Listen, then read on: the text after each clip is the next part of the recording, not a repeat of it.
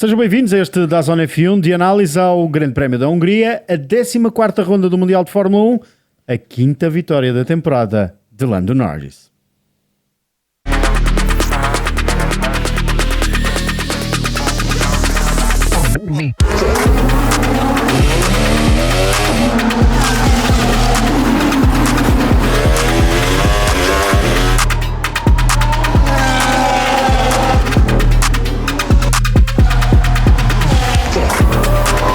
To overtake Leclerc.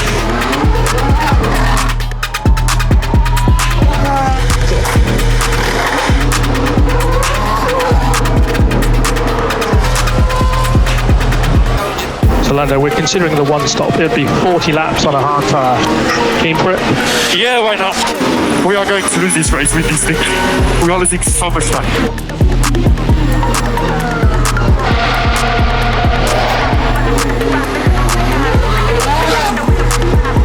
Lando, just keep the focus. Don't want those mistakes. Want to overtake Leclerc. Leclerc is going to be 4 or 5 seconds ahead of our pit window. I don't really care about Leclerc. I just want the best chance to try and beat Lando.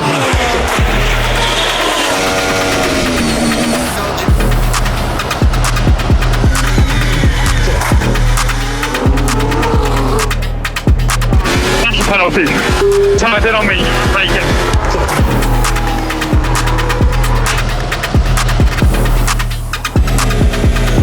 Remember how we go racing. Same reminder, Oscar.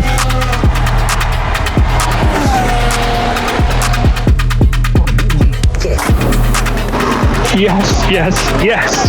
Mega job, mate. Mega job. Well thought. Thank you, guys.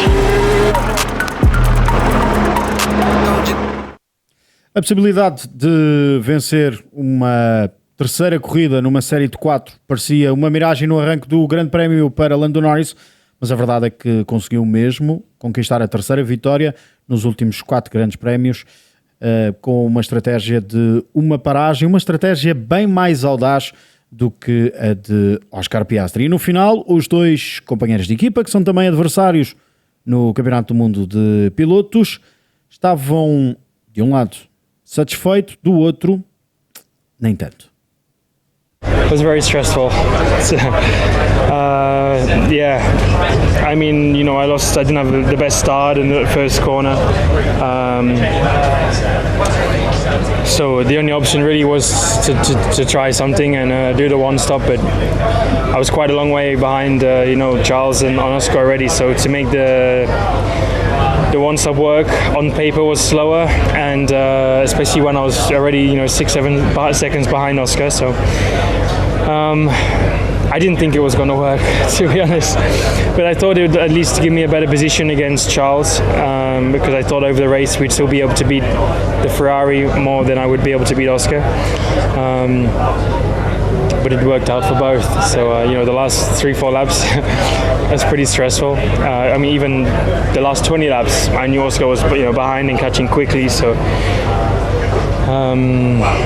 it was tough, but I hang on it to the end, so the perfect result. I mean, a 2-stop was what we had planned before the race, but yeah, obviously the winning strategy was a 1-stop today, so some things to look back at with the team and see if we should have done something different, but honestly, mixed emotions, because it was a pretty entertaining race, but obviously to lose it just is a little bit painful, so some things to go through. I think so, yes. It's going to be tight the whole year. Our pace has been very, very similar all the time, and I think it's going to be a pretty intense second half of the year. Eles falam de uma segunda metade da temporada que verdadeiramente já começou. Já viram o João Amaral, também o Miguel Roriz e o João Carlos Costa. Bem-vindos, meus amigos, a esta análise ao 14º Grande Prémio desta temporada. Tivemos a estratégia de uma paragem, tivemos a gestão de pneus. A pergunta é: foi Lando Norris quem venceu este Grande Prémio ou foi Oscar Piastri quem perdeu o Grande Prémio? Eu acho que foi um misto das duas coisas. Foi ali a meio caminho. A estratégia de Norris foi audaz. Ele percebeu que era a única forma que tinha de ganhar a corrida. ou de tentar ganhar a corrida, era jogar de uma forma diferente de Oscar Piastri, e Oscar Piastri eu acho que foi demasiado conservador, preocupou-se demasiado com o Ferrari de Charles Leclerc, esqueceu-se que o maior inimigo estava dentro de casa, e quando percebeu já era tarde, e acho que foi nesta diferença que esteve a vitória de Norris, e Norris percebeu que para bater Piastri tinha que jogar diferente, não podia ir na mesma estratégia do companheiro de equipa, tinha que arriscar, porque no pior cenário, se não resultasse era segundo, se resultasse vencia a corrida, e foi o que ele fez e teve prémio. Daí a minha pergunta, porque por um lado houve a gestão na fase inicial da corrida de ritmo, e nós até dissemos durante a transmissão, Leclerc está a ir embora, e um de nós, confesso que não me lembro quem, disse, ou então está só a poupar-se e a não andar no ar sujo do Charles Leclerc, porque pode precisar desse pneu mais tarde. E aí talvez tenha sido demasiado conservador, mas há também um momento no rádio com o Tom Stoller que pergunta, vamos para uma ou duas paragens? E ele diz, é muito cedo. É muito cedo para decidir. Eu acho que o Oscar Piastri perdeu a corrida na qualificação, o Lando Norris ganhou a corrida na primeira curva ao cair para quinto. E essa é que é a realidade das coisas. E podíamos dizer, mas o Lando Norris também perdeu na qualificação, também podia ter feito a pole, verdade. Mas teve, se calhar, não é sorte, porque ir para quinto não foi sorte, mas teve aquela situação natural de ter que ir para quinto levou-o a ter que ir à procura de uma alternativa. E executou muito bem a alternativa, sobretudo nas últimas voltas. Acho que não tirámos o suficiente o chapéu ao Lando Norris nas últimas 26 voltas da corrida. Ele fica na frente a 26 voltas do fim e consegue manter aquele jogo de pneus que dura e volta a durar e volta a durar. Eles eram duros para isso. Eles já eram duros para isso, mas com um ritmo muito interessante, tendo em conta que o seu companheiro de equipa que estava ao ataque não conseguiu fazer muito melhor.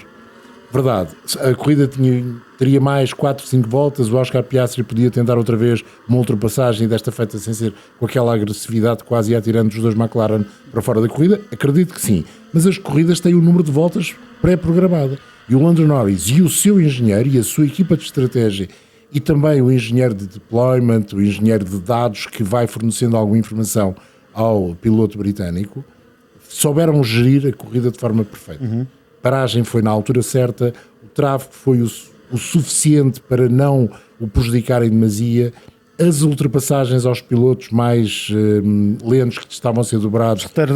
Os retardatários acabaram por ser bem executadas, nem sempre com DRS, mas mesmo assim bem executadas. E há um momento na corrida em que o Lando Norris pede atenção para as bandeiras azuis. E isso pode tê-lo ajudado a vencer. Para além disso, paragem dos boxes, fantástica. Piastri teve uma igual, mas depois teve de fazer outra que já não foi tão boa. Falaste aí da estratégia de paragem nas boxes, e partiram ambos de médios. Norris parou à volta 30, fez 40 voltas de duros. Piastri parou primeiro à volta 17, calçou duros e depois parou novamente à volta 44 e calçou novamente duros. João Amaral, estratégia esta semana funcionou, a estratégia inversa ou diferente da de Oscar Piastri, e esta semana tivemos um Lando Norris que dizia nesta declaração: foi muito difícil esta fase final da corrida. Sim, ele na declaração, aliás, viu-se isso no fim da corrida, estava ofegante, o João salientou isso, ele estava cansado, ele deu tudo o que tinha, não havia mais nada. Concordo inteiramente com o que o Miguel e o João disseram, particularmente com aquilo que o João diz, ele ganha a corrida no arranque, que é estranho, ele perde 2 lugares, e é nessa perda de posição em pista, e sobretudo ter ficado atrás do Russell, o Alonso não lhe levantou problema rigorosamente nenhum, ter ficado atrás do Russell e perceber que não conseguiu ultrapassar e que estava a estragar os pneus, que o leva a ter que encontrar a alternativa ao Piastri. Se o Piastri tem optado por uma paragem, eu acredito que o Norris tivesse optado para 2 paragens. Ele queria ir para quinto, teve também essa vantagem, pôde gerir a corrida de quem estava à sua frente.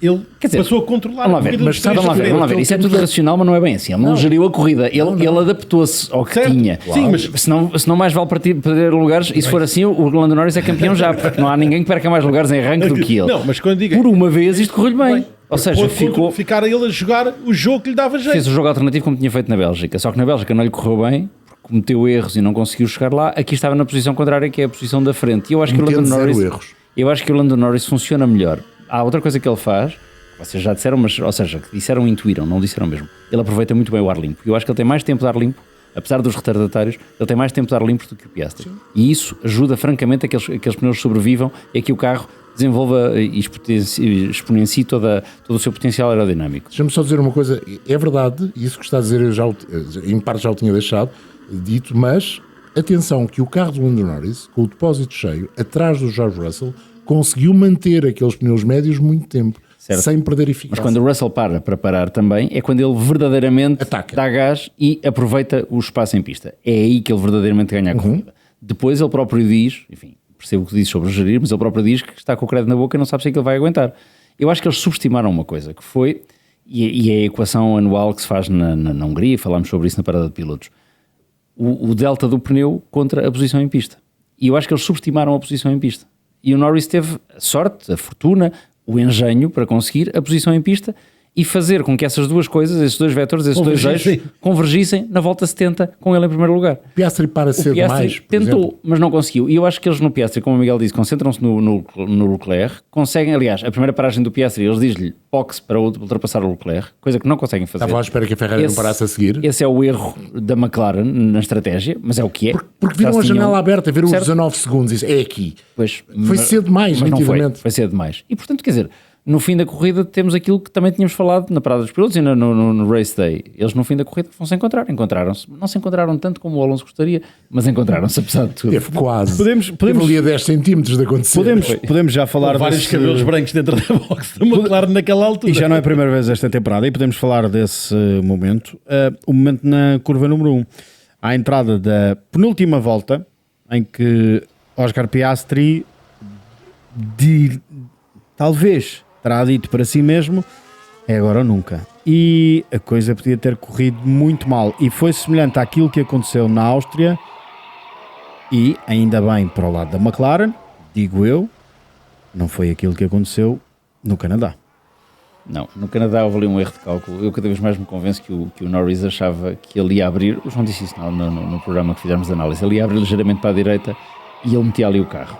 Não. O Piastri é rato demais para não chegar tinha o carro necessidade- para a direita. não tinha necessidade nenhuma de- Aliás, estava a olhar para o Outros no retrovisor. passado já tinham pensado o mesmo. Certo, portanto, quer dizer, ele tentou ser mais esperto, não foi. Aqui o Piastri tem uma declaração em que diz: eu sabia que aquilo não ia funcionar, Mas tinha que tentar. mas tinha que tentar. Eu acho que ele sobretudo tentou que ele se assustasse. Eles estão sempre a tentar, não é? E tentou que ele se assustasse e pensou: ok, se ele porventura se assusta, um bocadinho como o Hamilton com o Verstappen, em curvas diferentes e situações diferentes, e chega o carro um bocadinho para a esquerda, talvez desse para tirar o pé do travão e ainda conseguir meter lá o carro e depois na curva 2 logo se via. Ele tentou empurrar o Norris para fora da linha de trajetória Isso. para tentar a ultrapassagem em aceleração até à curva 2. Vistas bem as coisas no fim do dia, ele devia ter tentado na volta 70 e não na volta Na 69. volta. Mas isso, enfim, não somos nós que estamos lá dentro, é fácil dizer aqui sentado com o ar-condicionado.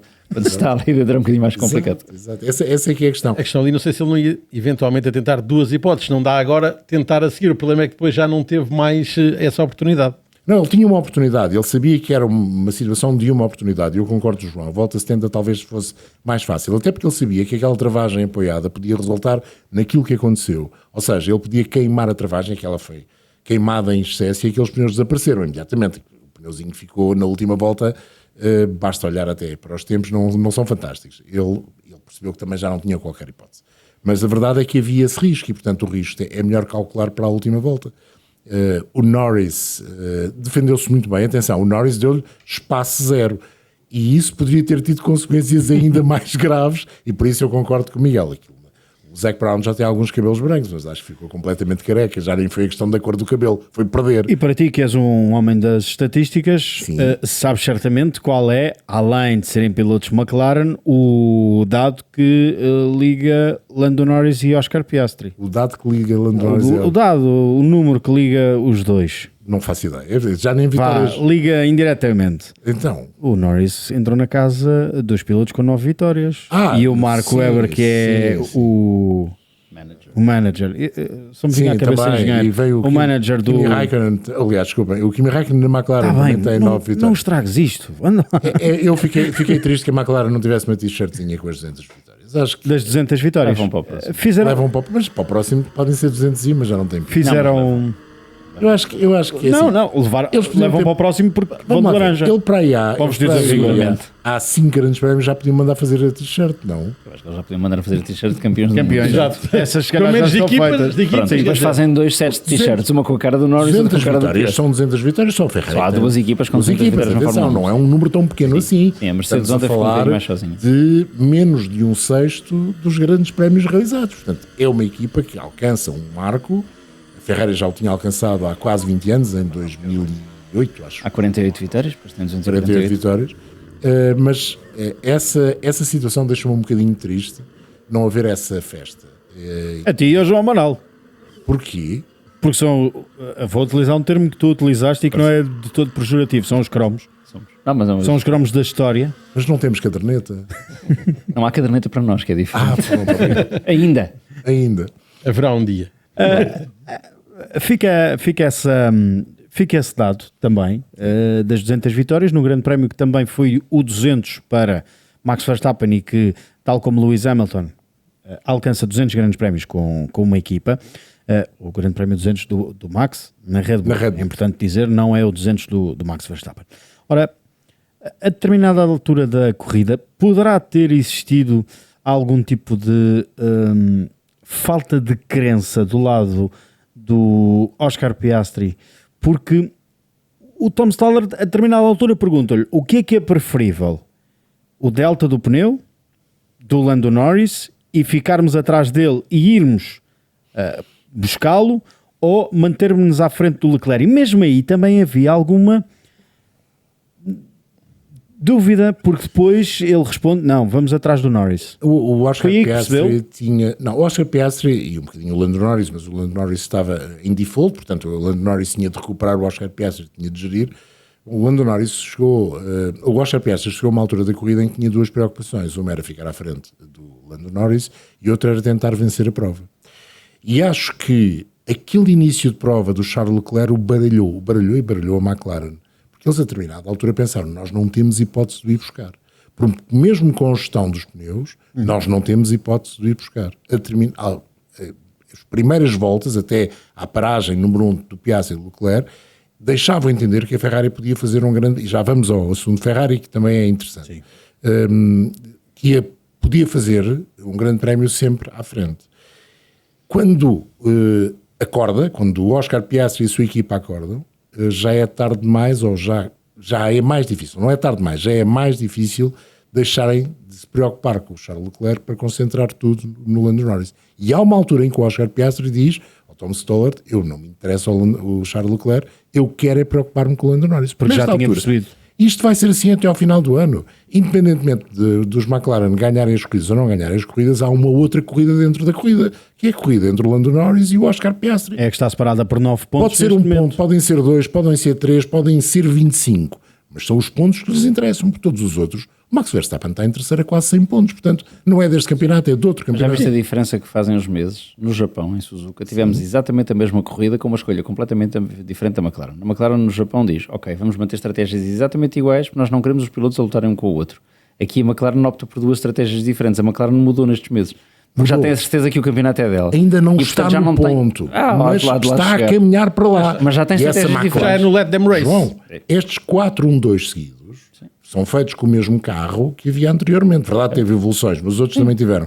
Essa questão é que é importante. A McLaren está a crescer e pode se tornar um perigo absoluto, que é ganhar tudo, fazer 1-2 em todas as coisas até ao final do ano. Absoluto. Eu também acho que eles já perceberam isso, e a prova disso é que já optam por estratégias diferentes. Já chegámos à fase do ano. Independentemente de irem pelo caminho A ou pelo caminho B, Está sempre. e repetindo a piada estúpida que fiz na sexta-feira, indo pelo atualho A ou pelo atualho B, eles ganham a corrida e ficam em segundo lugar. Portanto, já não há muito, ou seja, que os possa prejudicar nesse ponto de vista. Daí aquela minha ideia que é, ganhem lá o campeonato de construtores o mais rápido possível, que é para os dois pilotos poderem mesmo... Mas já estamos nessa fase. Mas é por isso que eu te dizia ontem, como o Miguel, que já estamos nessa fase. Se não estivéssemos nessa fase, eles tinham sido conservadores ontem, tinham dito, ok, não, estratégia igual para os dois, que é para nenhum nos acusar de ser sido Eu não gostei da mensagem. Já estamos na fase para o Piastri já perdem.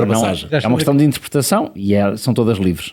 A tua interpretação é de que cuidado com a forma como vamos correr, que é para não corrermos sem barreiras. A minha interpretação é cuidado com a forma como vamos correr, porque se lhe dás uma trancada e ficam os dois fora de pista, temos uma grande chatice para explicar aos acionistas. E aí sim, como dizia o Alonso do Bortoleto, saímos nas capas de todos os jornais. Eu acho que é isso. E o Stella depois reforça isso, porque diz, gosto muito, estou muito orgulhoso da forma como vamos correr, como temos corrido. É uma forma de muita competição, de muito fair play, de estratégia diferente. Ele, aliás, responde a isso, porque há toda uma série de teorias de conspiração de que a estratégia favorece o Norris, depois favorece o Piastri. Há toda a polarização que existe no mundo. E ele diz isso, não, nós corremos de forma pura, é correr, limpa. Não podem abater, com certeza, isso parece mais ou menos óbvio. E chegaram àquele ponto em que eles já só podem perder o campeonato pelos próprios. Já ninguém o vai ganhar. Eles perderam uma pole. Eu acho que já não podem mesmo perder o campeonato todo. De equipas, está feito. A matemática diz que sim ainda, não é? Sim, mas é só mesmo a matemática, são só mesmo as contas, porque realisticamente, e quem olha para as corridas, e que nós já fizemos esse exercício, olhar até para as pistas que faltam, por exemplo, chegamos a Zandvoort daqui a 4 semanas, alguém acredita que não vai ganhar uma McLaren? Não. Em Monza tenho mais dúvidas. Pronto, é isso que eu disse. Em Monza, na altura que nós falámos sobre isso, Monza é uma questão religiosa. Não, tenho 2 dúvidas neste... 3. 2 certas e uma mais ou menos. Monza, Baku, Las Vegas.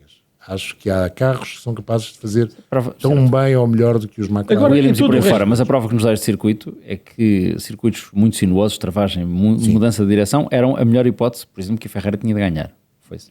Já não é. Acabou. Não. A Ferrari poderá até, pelo contrário, ter mais hipótese em Monza com... Por exemplo, se ele ia empurrar o carro, vamos todos para dentro da pista. E não é com motor 2 litros, é mesmo com o mesmo motor, mas sem asas. Vamos ver. Piastri leva 6 vitórias esta temporada. Lando Norris leva 5. 11 em 14, não é? 11 em 14. Eu sei que é um bocado... as outras são todas Max Verstappen. Não, há uma do George Russell. O George Russell. É verdade, sim. 2 do Verstappen e a do George Russell. É um bocadinho pegar na bola de cristal. Mas há algum dos dois que saia em melhor posição...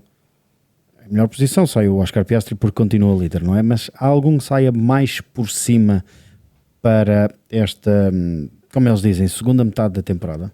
De cabeça vai o Norris, eu acho, porque chegou aqui atrás e foi ele que mesmo continuando atrás em termos e saiu daqui atrás. Mas chegou a 16 atrás e sai 9 atrás e foi ele que conseguiu, entre aspas, enganar Oscar Piastri. Foi ele que lhe trocou as voltas, que o baralhou na estratégia, que lhe ganhou na estratégia. Cuidado aí com a piada de trocar as voltas. que o enganou e que lhe trocou as voltas na estratégia, que o enganou dessa forma. E portanto, sim, tínhamos dito aqui também na sexta-feira que havia a questão, precisamente, que este era um fim de semana importante para Norris. Ele na sexta-feira tinha dominado o dia, tal como já tinha acontecido na Áustria, que era um fim de semana para ele marcar presença. Depois no sábado isso não aconteceu de forma tão evidente, e até perdeu na qualificação. E depois na corrida, já dissemos, ele teve... Não é a sorte, porque ir para quinto nunca é sorte, mas ficou numa posição de poder gerir a corrida, controlar a corrida.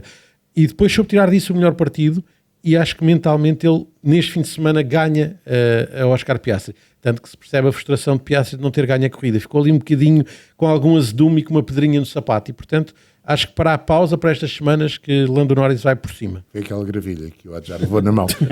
Eu acho que nós passámos a vida, e não é a primeira vez que dizemos isto, que...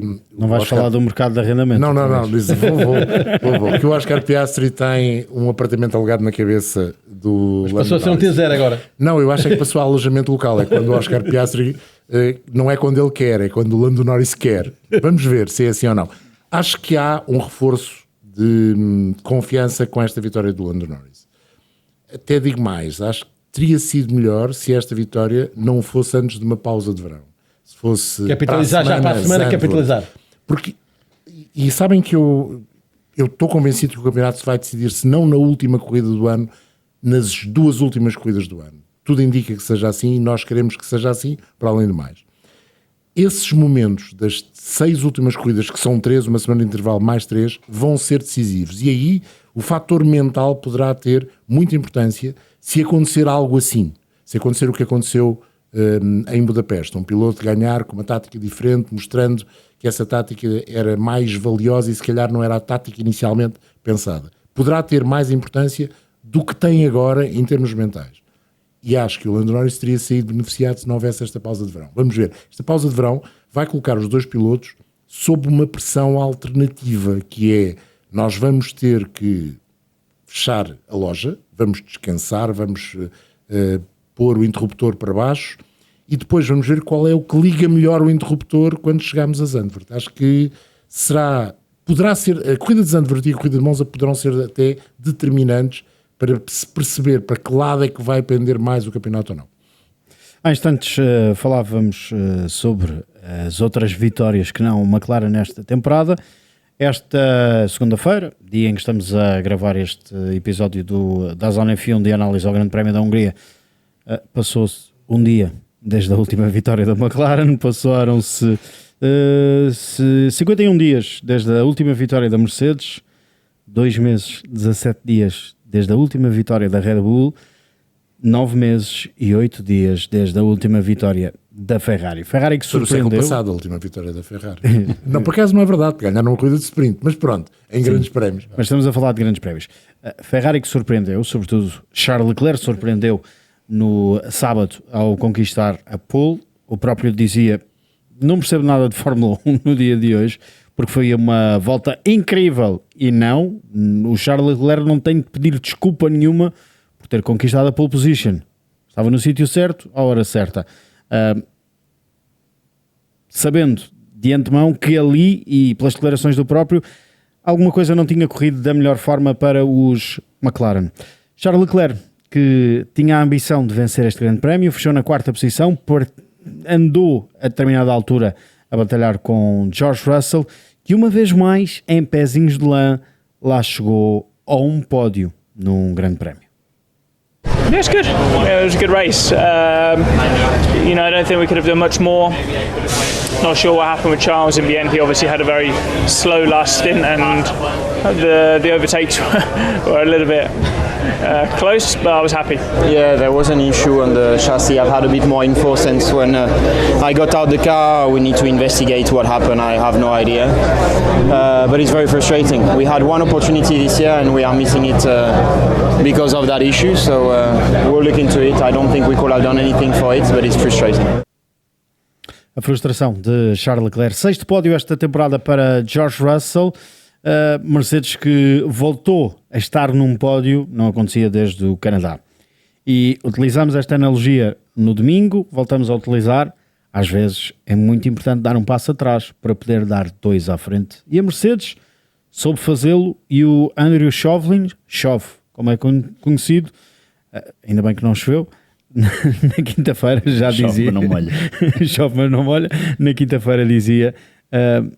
demos um passo atrás e fomos buscar a suspensão. Sim, é verdade tudo isso. Falámos sobre isso ao longo do fim de semana. Tiveram que fazer um bocadinho como um caranguejo e andar para o lado para ver se o carro andava mais para a frente, e andou, deu-lhe mais conforto ao ponto de ele chegar ao 3º lugar, e sobretudo no caso do Antonelli deu-lhe confiança para voltar a pontuar. Não fez pontos, fez ponto, mas fez ponto. E já não fazia, como ele próprio disse, nas corridas europeias. Matou esse borrego, tirou essa mala pata, do ano que estava a ter. É interessante, também falámos sobre isso, a Mercedes demorou tanto tempo a perceber que um fundo mais antigo se calhar dava mais performance, pelo menos dava mais conforto aos pilotos para extrair a performance do carro. É um bocadinho como tu dizes, pezinhos de lã, stealth, é um agente secreto que anda ali no meio da corrida, ninguém dá por ele e depois de repente aparece e está a fazer um campeonato de exceção. Não deixa de ficar em 3º lugar porque a Ferrari tem um fim de semana de mistério, não é? O carro da Ferrari mais parece um romance da Agatha Christie. Tu nunca sabes Chamei para a É mais ou menos isto, ou Miss Marple, não sabes exatamente quem é o assassino, mas há alguém que anda ali a fazer alguma coisa ao carro, deve ser o ar, e a mistura do ar com o carro. No sábado ele não sabe nada de Fórmula 1 e faz uma pole position, não sabe vinda de onde, enfim, há de haver razões para isso. E depois no domingo, quando está a fazer bons tempos, quando está a fazer uma corrida que nos leva a crer que ele não pode ir seguramente, vamos ver se não ganha a corrida. Aliás, se pegarmos naquilo que foi a corrida de sprint na Bélgica, ele estava a fazer uma corrida em tudo semelhante à que o Max Verstappen fez, a aguentar os McLaren num ritmo muito próximo dos McLaren e com posição em pista, que é primordial em qualquer pista, mas nesta em particular. Coisa, não é? Ele estava a fazer isso e depois de repente caiu de um abismo. É que não foi uma coisa gradual, não se foram vendo sinais, não houve uma repetição daquilo que foi o Bahrein em 2000 e quando ele não ganha a corrida nas últimas voltas de 2019. Porque aquilo foi gradualmente acontecendo e depois vimos um Ferrari em dificuldade para acabar a corrida, mas enfim, nada, foi um abismo, pura e simplesmente, e não há nada de visual. É óbvio que os engenheiros sabem mais do que nós, os pilotos também, quem está dentro das equipas também, mas quem vê de fora é muito difícil conseguir perceber e explicar, sei que vamos tentar fazê-lo, como é que um carro que está a andar tão bem, de repente, se atira de uma janela abaixo e acaba em 4º lugar. Ele diz, é um milagre se acabarmos no pódio. Eu já achei um milagre eles acabarem em 4º lugar, porque dizer, aquelas tantas estava mesmo muito... Aquilo passou de uma McLaren para um Alpine em meia dúzia de voltas. Sim, é mais ou menos isso, passou do Dr. Jekyll para Mr. Hyde, passou para... Se o Alonso não tem feito aquela tática de poupar no início da corrida, não sei se ele não teria sido engolido por esse pelotão também. Mais a mais com a penalização de 5 segundos que ele tem, não é? Não mudou nada, mas... Ele perde 37 segundos, porque depois tem os 5 segundos de penalização. 37 segundos em? Basicamente 20 voltas. Sim. Para ter uma ideia, é assim, ele nas últimas 20 voltas roda a um ritmo que é 2 segundos mais lento que o ritmo dos McLaren, que estão, de facto, a andar depressa, porque tanto num caso como no outro eles têm de tirar o máximo partido do carro, mas está a rodar a 1 segundo do que tinha rodado na fase inicial da corrida com 70 kg mais de combustível dentro do automóvel. Há já várias teorias. Há a primeira teoria, que é o George Russell que levanta, que tem a ver com ele de certeza... Levanta é a palavra certa. Levanta é a palavra certa, porque vinha atrás dele durante algumas voltas e eles tinham o carro muito baixo. E de certeza absoluta... Olha, fazemos-te à vontade, porque ele aqui vem... Este é um super slow motion. Notava-se sobretudo no final da reta da meta e na forma como ele passava nos corretores na curva número 11. Sim. Ele levantava, no início da corrida, levantava muitas faíscas do chão a bater. Aqui já parece ser mais para o final da corrida. Fazendo um bocadinho o historial daquilo que se sabe, à 9ª volta, o Brian Bosey diz-lhe: faz FS1, ou seja, reduz a entrega da potência elétrica. O carro estava de facto... Aliás, nós chamámos a atenção disso logo no treino de sexta-feira. Este Ferrari estava muito baixo desde o treino de sexta-feira.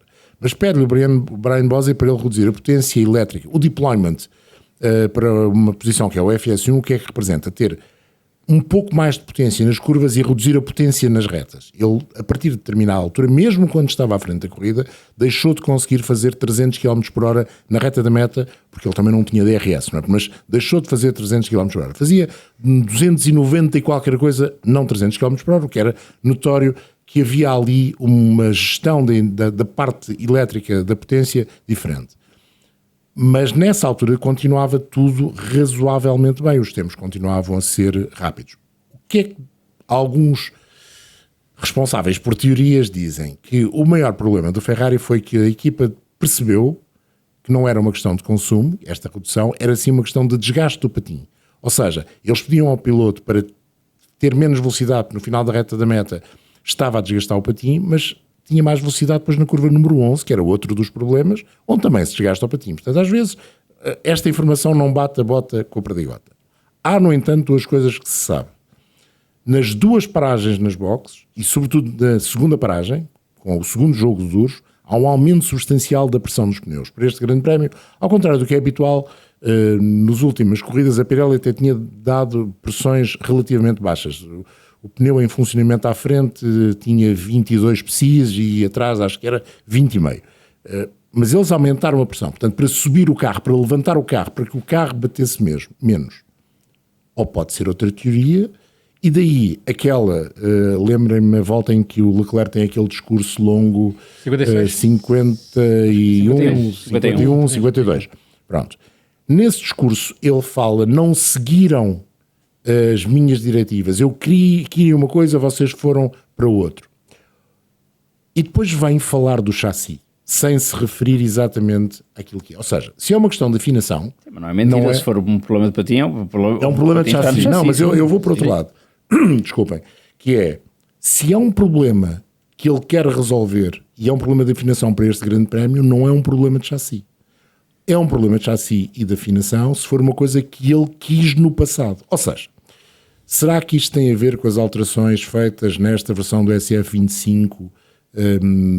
Nas últimas provas o carro tem uma nova suspensão posterior, tem novos pontos de ancoragem, tanto na caixa de velocidades, e que tem um Volcro novo, como também no chassi. Há outra teoria que já circulava a semana passada em Itália, que é esta nova suspensão faz incidir sobre os pontos de ancoragem de suspensão algumas forças excessivas e que esses podem, de alguma maneira, ceder. Este é o dançar do Charles Leclerc. Este é no início da corrida, dá para perceber.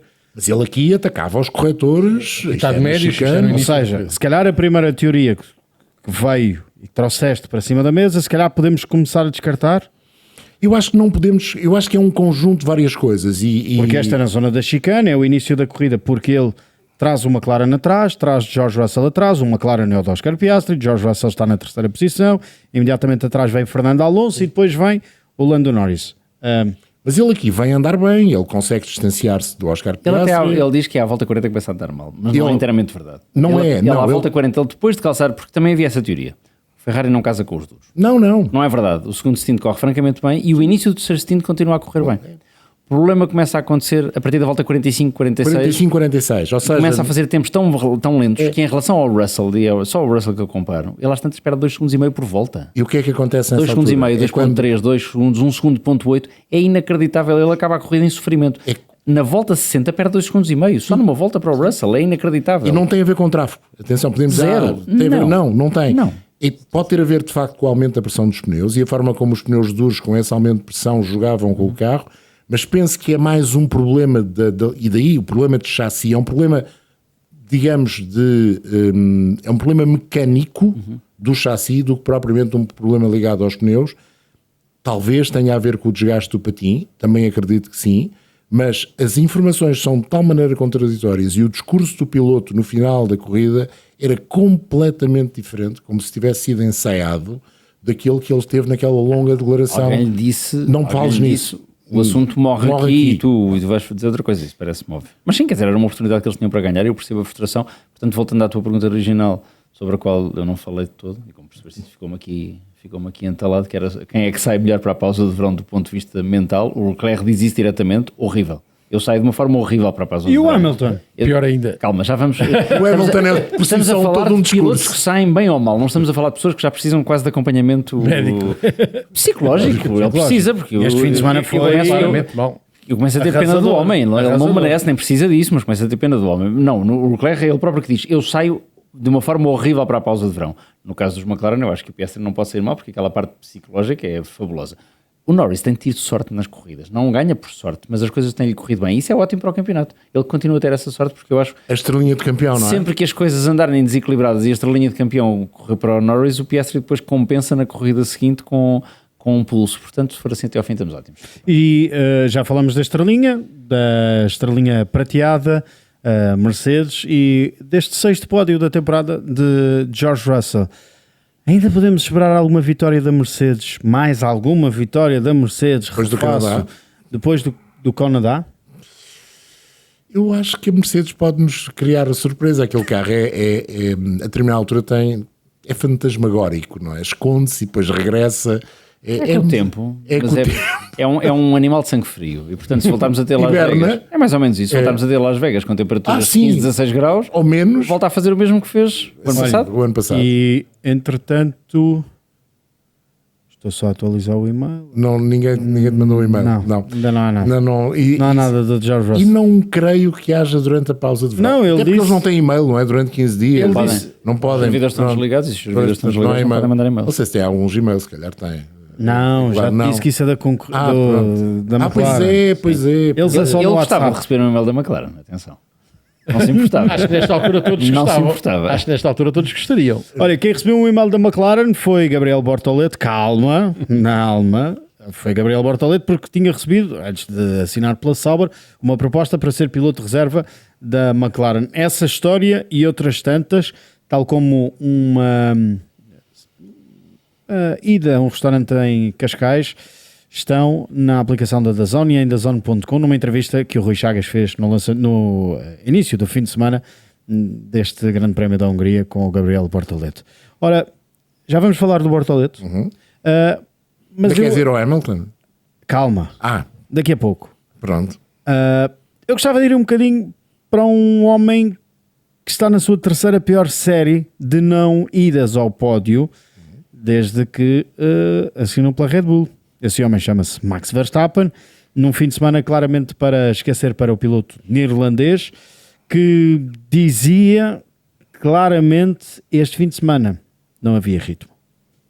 Yeah, no grip. For whatever reason, no grip.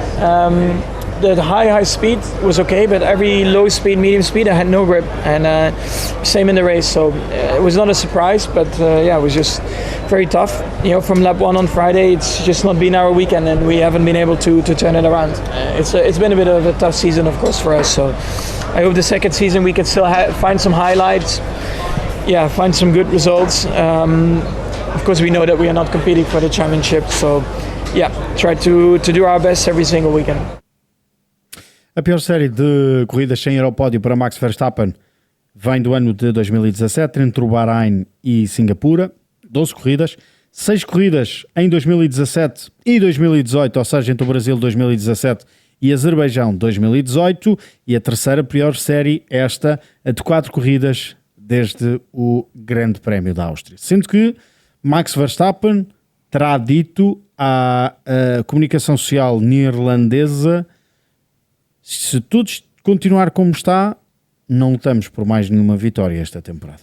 Foi assim desde o início de sexta-feira que se percebeu que o Red Bull não estava lá. Aliás, mais do que o Red Bull, acho que havia 4 Racing Bulls e ele ficou em segundo. Os Racing Bulls perdeu para o Liam Lawson, porque não houve propriamente Red Bull, não se viu a Red Bull na Hungria. Eu não vi. Max Verstappen tentou de tudo, como é hábito nele, porque quando não dá no carro tem que dar no braço, mas nem no braço. A diferença era de tal maneira grande que nem o braço de Max Verstappen deu para equilibrar as forças com toda a gente.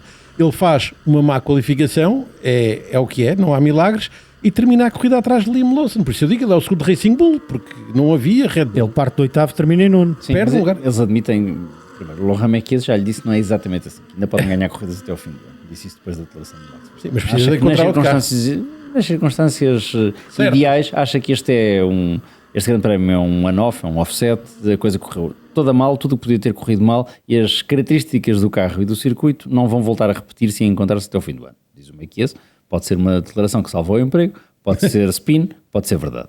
Já vamos em 4 corridas assim. Não tão más.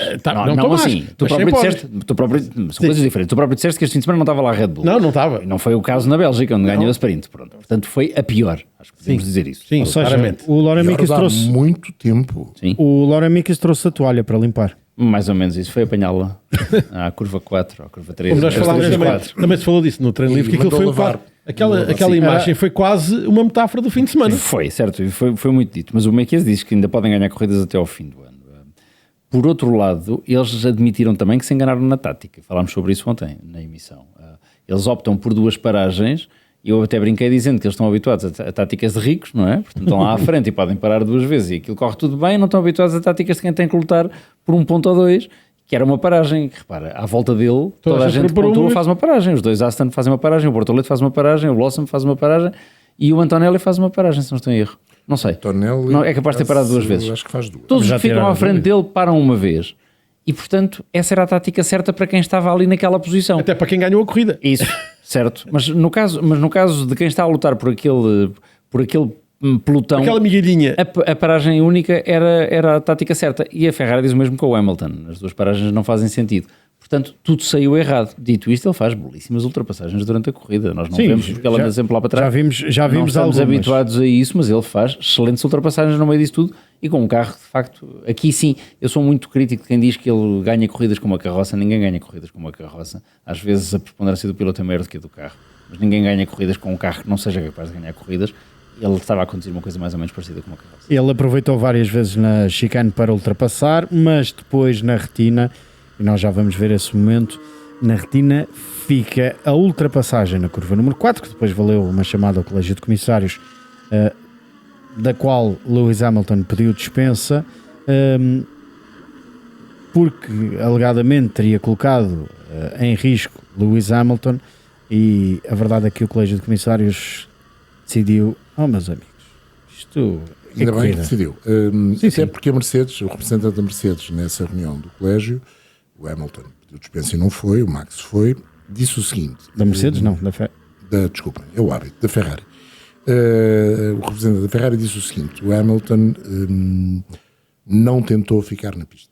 Ou seja, ele imediatamente afastou-se, foi surpreendido pela manobra de ultrapassagem, acredito que tenha perdido alguma estabilidade do eixo posterior pelo posicionamento do Red Bull numa curva tão rápida, e tentou evitar qualquer contacto e saiu de pista. Portanto, daí não haver qualquer tipo de penalização, nem, na minha opinião, também não devia haver, mas foi interessante ver que o representante da Ferrari foi ao colégio dizer isso. Não tentou, de alguma maneira, influenciar a decisão para que essa levasse uma penalização de Max Verstappen. Também é de tirar o chapéu. Portanto, sabemos que não estava lá o George Russell. Sabemos que não estava lá o George Russell. Foi de facto um fim de semana para esquecer para Max Verstappen. Deixa-me só dizer uma coisa sobre Max Verstappen. Aquele carro durante a corrida permitia ao Max Verstappen de vez em quando fazer coisas extraordinárias, como aquela ultrapassagem.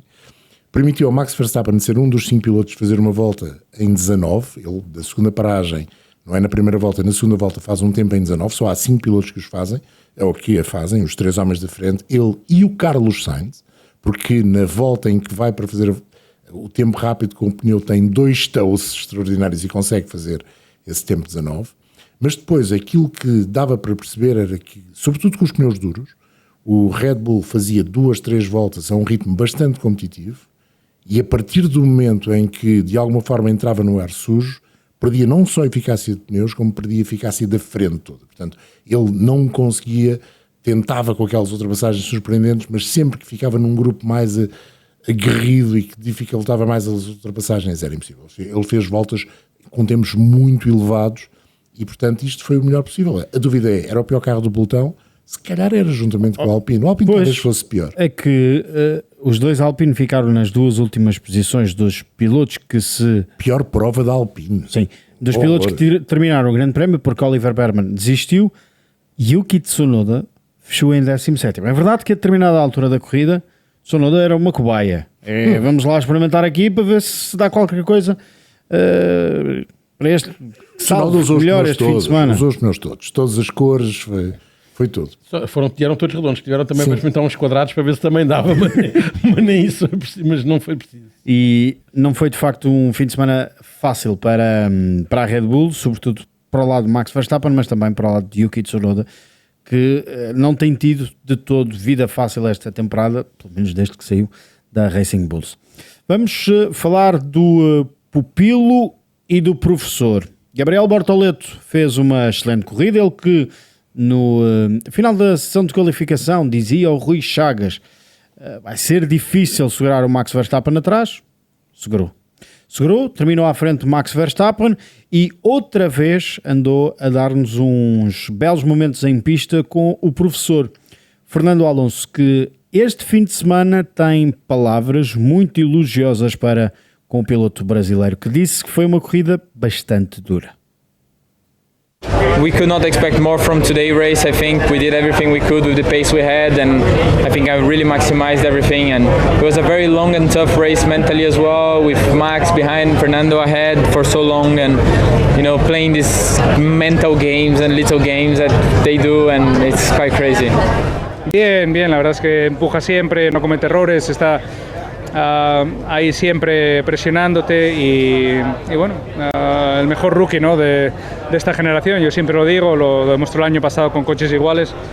Yo creo que si fuese inglés o algo y queda sexto con un Sauber, sería la portada en todos los periódicos mañana, ¿no? Porque es una cosa excepcional lo que hace, entonces ojalá la gente lo vea.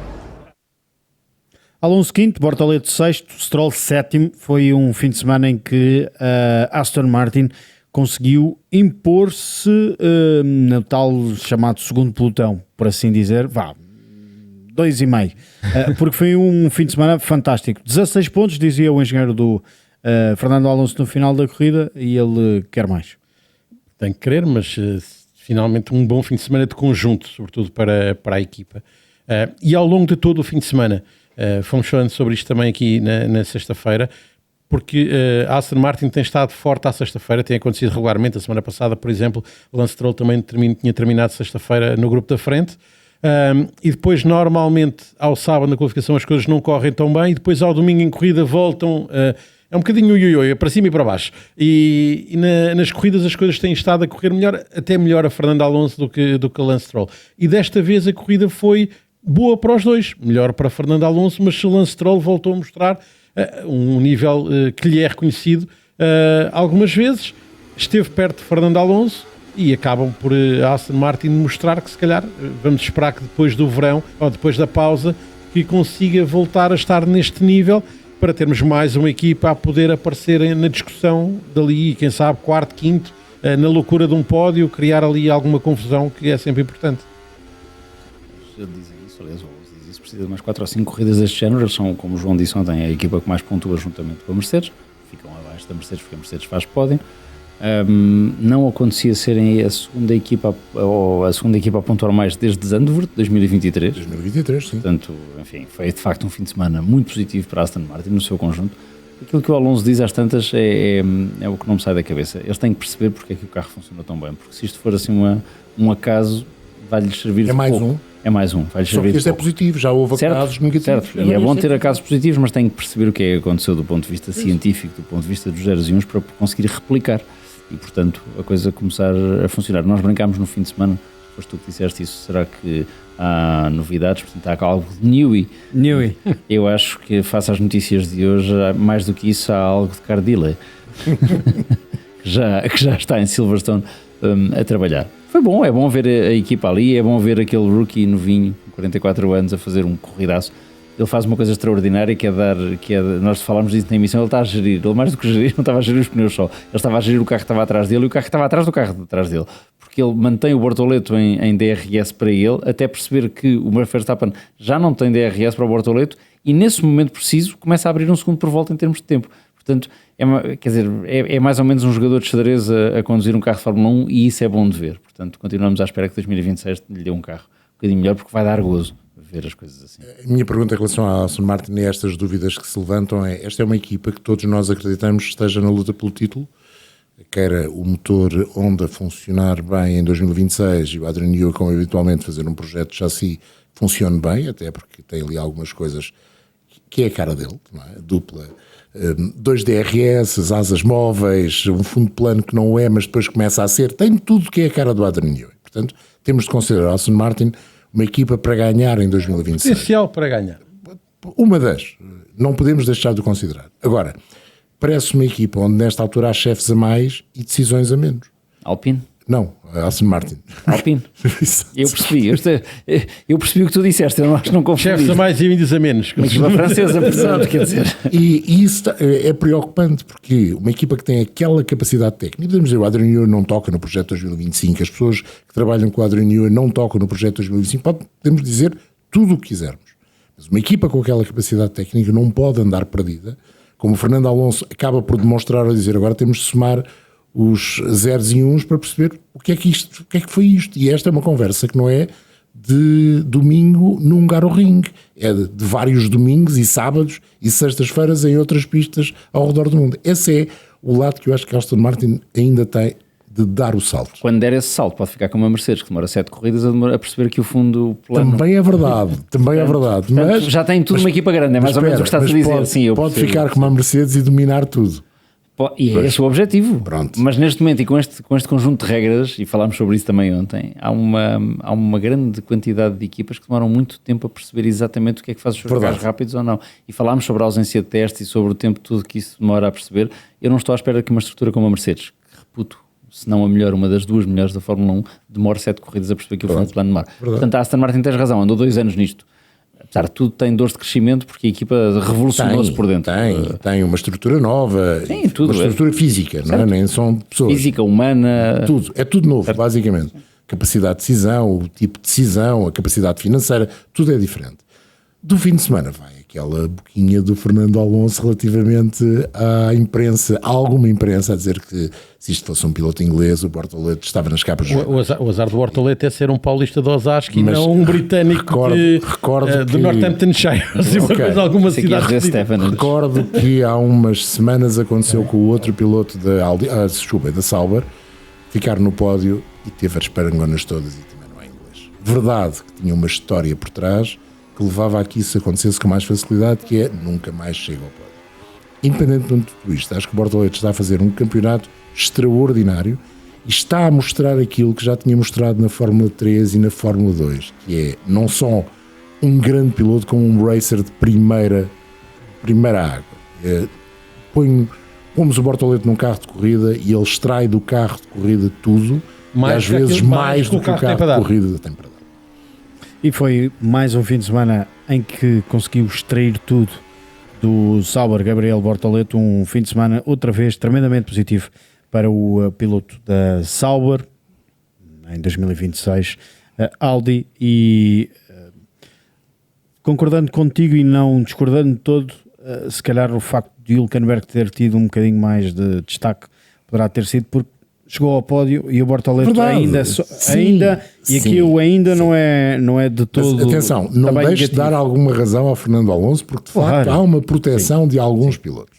Sim, sabemos que a maioria da imprensa, seja ela Não é isso. Por imprensa é escrita, mas também digital. A Fórmula 1 faz-se em língua inglesa e isso ajuda a que aconteça com mais facilidade. Não há nada a fazer. O mundo faz-se em língua inglesa. O mundo faz-se em língua inglesa. E já que falamos de língua inglesa, vamos falar de Lewis Hamilton, que este fim de semana não teve papas na língua e a determinada altura disse, curiosamente, à televisão inglesa, que se calhar estava na altura da Ferrari ir à procura de um outro piloto, porque o nível de frustração, de desalento, de perda este fim de semana era gigante. Parece mesmo e dá a ideia de que o Lewis Hamilton ficou no Abu Dhabi em 2021 e apesar de terem tentado algo diferente durante a corrida, ele só se queria pôr a andar dali para fora. Well, it was a complicated race, but at least you guys tried something different with the hard at the beginning of the start. Yeah, didn't really go anywhere. So just a long afternoon, difficult weekend. Still we rise. Havia quem lembrasse Lewis Hamilton. E a coisa este fim de semana bateu no fundo, porque não me lembro nunca ter visto um Lewis Hamilton desta forma. Um homem que luta pelos direitos humanos, pela igualdade, que não tem qualquer problema em trazer a sua voz para o paddock. Este fim de semana viu-se um Lewis Hamilton, e aí concordo também contigo, que parece necessitar de algum tipo de apoio. Nós também falámos sobre isso durante o fim de semana. O Lewis Hamilton é, para o bem e para o mal, um piloto altamente emotivo e emocional. Entrega-se todo na vitória e, portanto, alimenta-se de vitórias, todos se alimentam, mas a ele dá-lhe um boost especial e, portanto, quando esteve numa posição dominadora, esteve muitos anos numa posição muito dominadora, e isso ia reforçando a sua capacidade, a sua alegria, a sua motivação, e quando se vê num carro que lhe traz dificuldades, e não é a primeira vez, ele nunca esteve numa má equipa, ele nunca teve um mau carro, digamos assim, mas já teve dificuldades. O McLaren 2009 era difícil, obviamente. O McLaren... As temporadas de 2010 e 2011 não são propriamente... 2010 o carro é francamente bom. Mal. É difícil para ele, porque ele cria as dificuldades. Exatamente. Mas o carro era bom. O carro era um disputa pelo campeonato. 2010, quando ele está em dificuldades durante esses campeonatos, ele perde-se. E quando se perde, essa emoção toda que o alimenta, empurra-o para baixo, e é isso que estamos a ver. Há aqui 2 ou 3 agravantes. Uma, mudou de equipa ao fim de 10 anos. É a terceira equipa dele na Fórmula 1, passou 10 anos na McLaren, 10 anos na Mercedes, está na terceira equipa.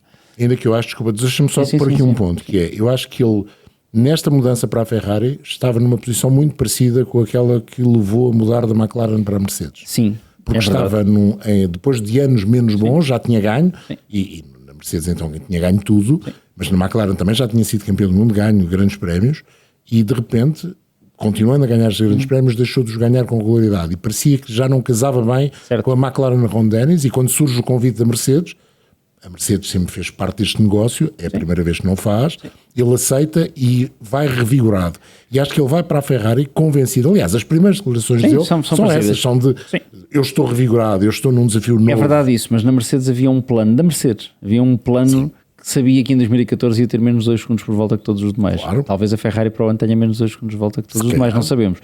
Aquilo que eu acho, com toda a franqueza, tentando responder à tua pergunta, sendo muito sintético para não monopolizar espaço, ele está de facto num momento de desmotivação completo, perdido, ele não sabe para que lado se há de virar, porque a engenharia não o ajuda, o input que ele dá ao carro não ajuda, o carro não anda, ele não consegue resolver os problemas que tem, e isso deixa um piloto, qualquer piloto perdido, um heptacampeão do mundo, que tem os anos todos de experiência que ele tem, que sabe que tem talento dentro dele, mais perdido fica, porque pela primeira vez, de forma continuada, não sabe o que há de fazer, não tem caminho por onde andar.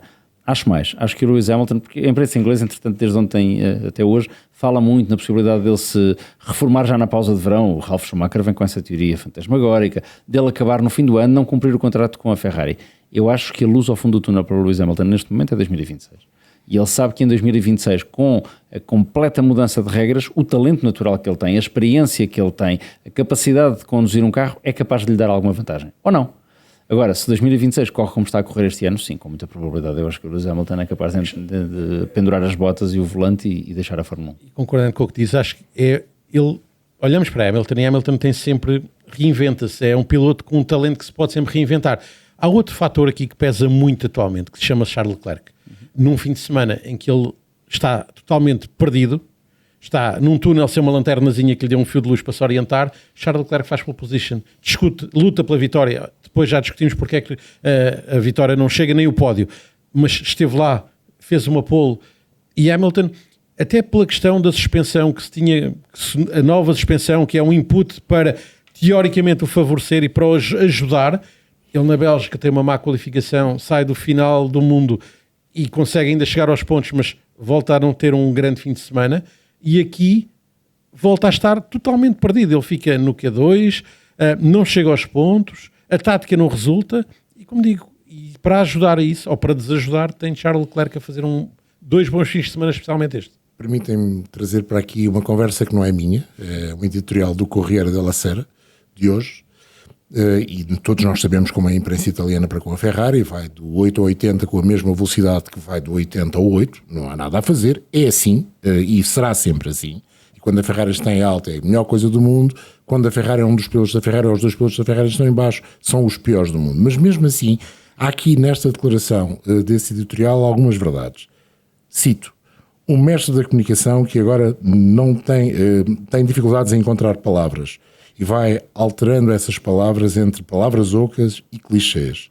Parece um miúdo de escola que não quer ir ao quadro, daqueles que não quer mesmo ir ao quadro. E parece que, relativamente aos grandes prémios, preferia não ir fazer curvas, passar por cima dos corretores, preferia não ver ninguém vestido de vermelho. E essa é a sensação que eu também tenho do Lewis Hamilton. O Lewis Hamilton está numa fase menos boa.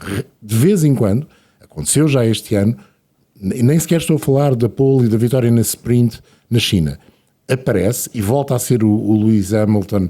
Eu não gosto da palavra altivo, ele não é altivo, mas tem um ego grande, gosta da palavra boa, gosta de se mostrar simpático, ser uma personalidade, é uma persona.